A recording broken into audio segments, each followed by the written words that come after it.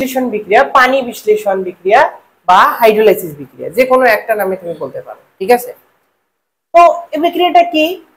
বিক্রিয়ক হিসেবে একটা পানির অণু থাকবে আর একটা অন্য অণু থাকবে। ঠিক আছে, সেটাকে বলা হয় আদ্র বিশ্লেষণ বিক্রিয়া। ঠিক আছে, যেমন এটার নাম হচ্ছে সিলিকন টেট্রাক্লোরাইড, SiCl4। সিলিকন টেট্রাক্লোরাইডকে যখন পানির সাথে বিক্রিয়া করা, ঠিক আছে, তখন সিলিকন টেট্রাহাইড্রোক্সাইড বা এটাকে সিলিসিক অ্যাসিড বলে, সিলিসিক অ্যাসিড, আর এখানে তৈরি হবে HCl।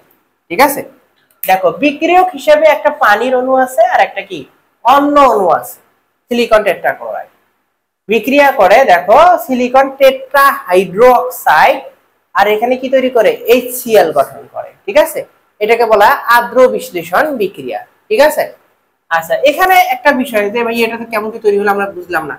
এই দেখো সিলিকন এখানে 4+ চার্জিত করলে, ক্লোরিন মাইনাস, এখানে H+ আয়ন আর হাইড্রোক্সাইড আয়ন। বুঝতে পারছো?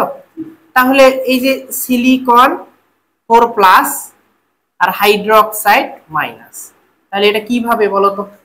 তাহলে এর 4 একে দিবে আর এর 1 কে নিবে, এটা 4 আর এটার 1, তাহলে ব্র্যাকেট দিয়ে হবে SiOH। বুঝতে পারছো? আর এখানে H+ আয়ন আর Cl- মিলে কি তৈরি করে বলো তো? HCl। সেই জিনিসটা এখানে লিখছি। বুঝতে পারছো? আচ্ছা, এটা হচ্ছে কি আদ্র বিশ্লেষণ বিক্রিয়া।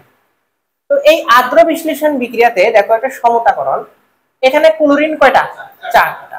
এখানে ক্লোরিন কয়টা? 1টা। সামনে 4 দাও তো, 4টা হইলো। ঠিক আছে, কিন্তু এখানে হাইড্রোজেন 4টা, এখানে 4টা, 4টা 4টা কয়টা? 8টা। ঠিক আছে, তাহলে এর সামনে 4 দাও তো, 4 দুগুণে 8 হবে। ঠিক আছে, অক্সিজেন দেখো 4 গুণ অবস্থায় আছে, এখানেও 4। বুঝতে পারছো? আচ্ছা, তাহলে এটা সমতাকরণ হয়ে গেল। তাহলে এটা কি বলতো? একটা আদ্র বিশ্লেষণ বিক্রিয়া।